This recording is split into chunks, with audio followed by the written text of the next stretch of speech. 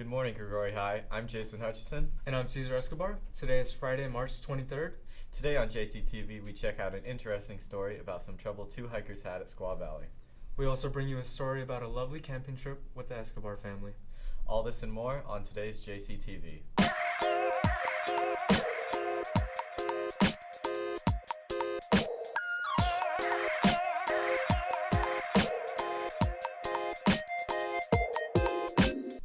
A mother and father take a trip to Squaw Valley and run into some trouble. With little gear on and a long hike ahead of them, we look at some of the endeavors they came upon on their hikes. Mom and I like to do lots of hikes, and this is a vacation that we took up in Squaw Valley in May of 2017, and we stayed at the Olympic Village in Squaw Valley, and one of the guys who ran the hotel said, there's a great trail just adjacent to the hotel. It's only about a couple miles long, and it runs alongside a stream. And if you take that up and back, it's about 4 miles, and it's really beautiful this time of the year. There's lots of snow, but there wasn't any adjacent to the stream.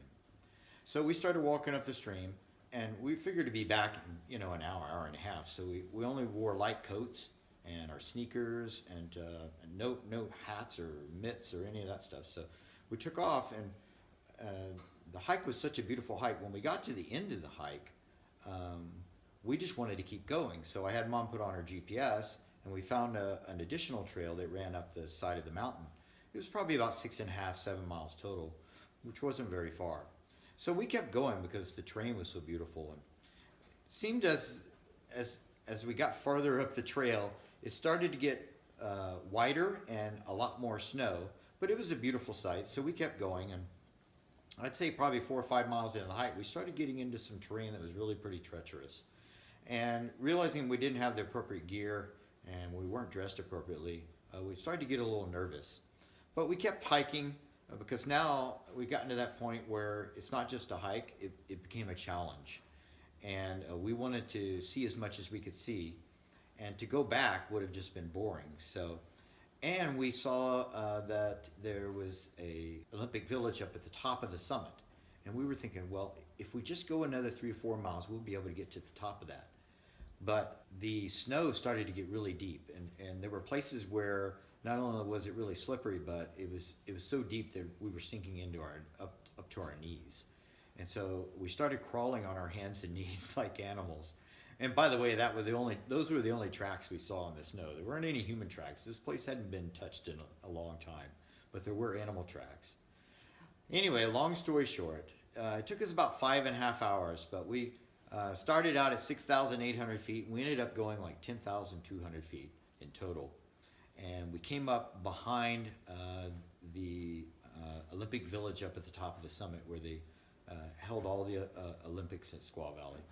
We asked them if we could use the ski lifts to get to climb the rest of the way up to the summit because we weren't sure we were going to be able to make it, but they said no, that was against the rules. So we just kept climbing, kept persevering, kept going, and the feeling that we had when we finally got to the summit was just amazing. And so we went inside the Olympic Village and had something warm to drink and kind of giggled about how stupid that hike was because no one in their right mind would have tried that hike, even at that time of the year, dressed as we were. It was an interesting experience. At first, the hike was really, really beautiful. I was so excited that I kept telling my husband, let's get going. Let's just keep going and enjoy the view, the waterfalls. And at the middle of our hike, the snow was getting so deep. It was pretty scary because when we start stepping, every move we take, it just got deeper and deeper. And it was a big challenge.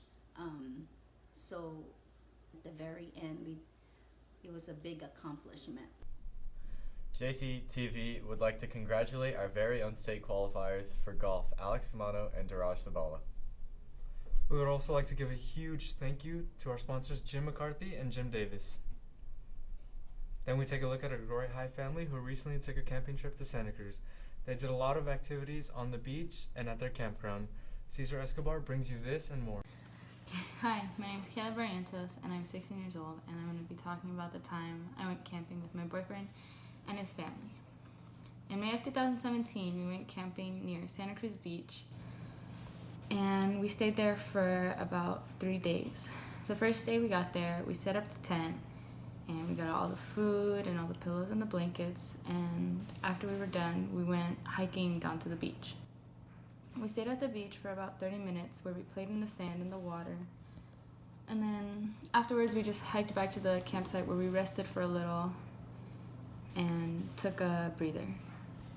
We then made cheeseburgers for dinner, and we ate chips and drank some sodas, and afterwards we went to another friend's campsite that was a few, maybe 100, 200 feet away.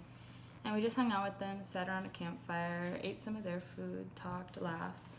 And then afterward, my boyfriend and I went back to the campsite where we rested, and after an hour or so, fell back asleep because we were so tired from the long drive and all the hiking that we did earlier on in the day.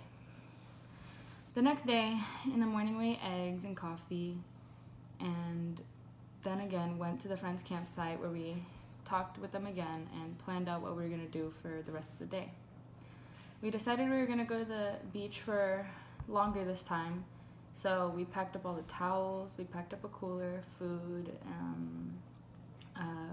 blankets, sunscreen, and everything that we needed to go to the beach. And we headed down within an hour or so, and we set everything up. After staying there for a little bit and playing in the water, my boyfriend and I decided to walk along the beach down to a old ship to see it, and we would walk back. As we were walking towards the ship, we found multiple shells, and we decided to keep walking, where we also found little sand crabs and other cool little things. As we got to the ship, we took pictures under the dock and decided to just head back. The whole walk took about an hour to 2 hours because of how far the ship was and how slow we were walking. We got back where we just rested, we ate watermelon, we ate some chicken, we ate chips, and we just talked and laughed with my boyfriend's family and the family friends. We headed back after maybe 4 or 5 hours of being at the beach, and when we got back, we just rested and laid down and just talked. And yeah, we fell asleep about 10 at night and woke up again early in the morning the next day to pack everything up and go back home. As we were packing everything up, we were laughing, talking, and making sure we got everything we had, and decided to go home maybe around 11 or 12 or so. We drove back, and on the drive back, most of us napped. Camping was great.